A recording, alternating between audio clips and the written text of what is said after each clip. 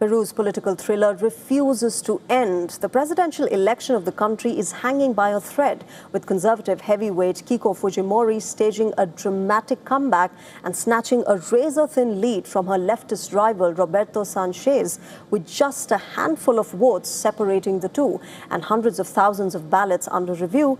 The race is still too close to call. Peru's presidential race is turning into a nail-biter. After days of seesawing results, conservative candidate Keiko Fujimori has edged back into the lead by the slimmest of margins.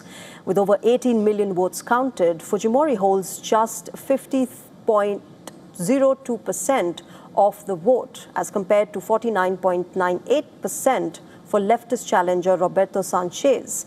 This is as per Peru's electoral authority.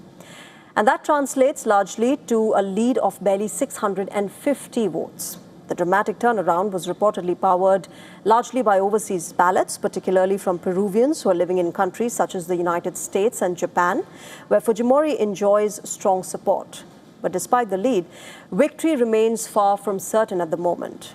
Nearly 4 lakh votes are tied up in polling stations that are flagged for judicial review, a process that could stretch on for weeks. And most of those contested ballots are from the Lima region, traditionally considered a Fujimori stronghold. The race has been neck and neck from the beginning. Exit polls initially favored Fujimori, while quick count projections briefly showed Sanchez ahead. Rural votes reportedly later helped Sanchez overtake his rival before overseas ballots swung momentum back toward Fujimori.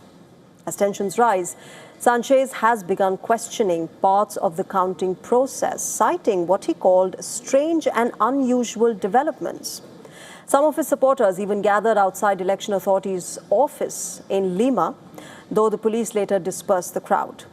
For Fujimori, the stakes are enormous. Remember, this is her 4th straight presidential runoff after narrowly losing 3 previous bids for the country's top job.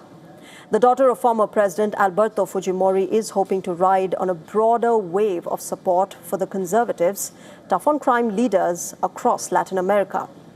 But with Peru deeply divided and thousands of ballots still under scrutiny, the country may have to wait a little longer before learning who will become its next president and who will inherit the challenge of ending a long political turmoil.